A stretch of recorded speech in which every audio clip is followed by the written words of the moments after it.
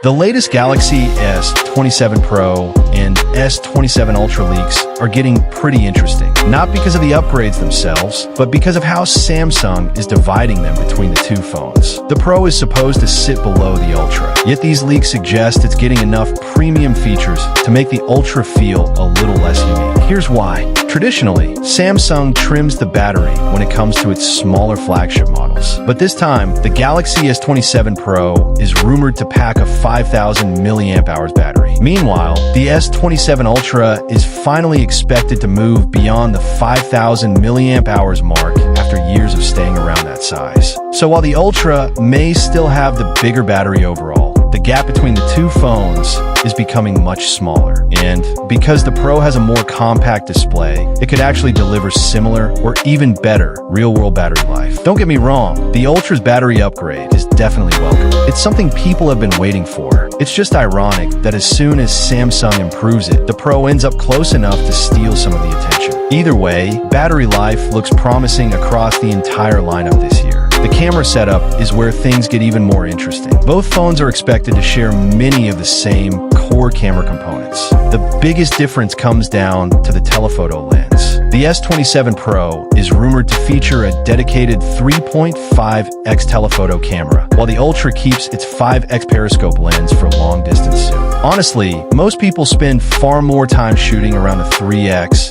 to 4x range than they do at extreme zoom levels.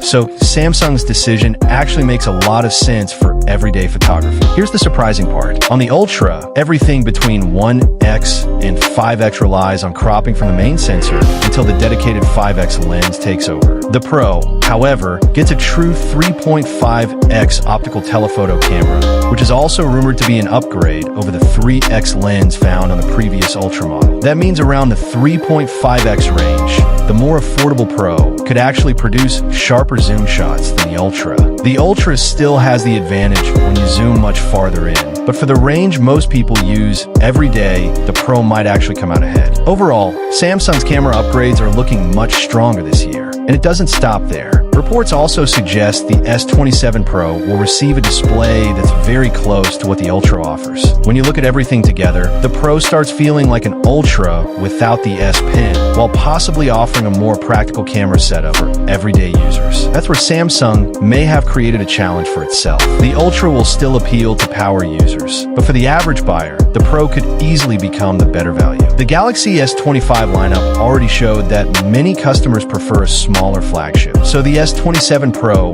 might not just sit beneath the Ultra, it could end up taking away a noticeable number of Ultra buyers. Meanwhile, the standard Galaxy S27 has now appeared in the IMEI database. While that doesn't reveal any hardware details, it does signal that the S27 lineup is entering the stage where leaks begin to paint the full picture. And that's where the conversation shifts from features to cost. Samsung reportedly used Exynos chips in roughly a quarter of the S26 lineup. For the S27 series, the company was hoping to increase that number to around 50%. It makes sense because Samsung manufactures these chips itself, making them cheaper than purchasing everything from Qualcomm. However, recent leaks suggest things aren't going exactly as planned. The Exynos 2700 is reportedly more expensive to manufacture than expected, making it difficult for Samsung to compete with Qualcomm on overall pricing. That's the strange part. Even though Samsung builds both smartphones and processors, it may still struggle to rely on its own chips the way it originally intended. And the cost-saving efforts don't end there.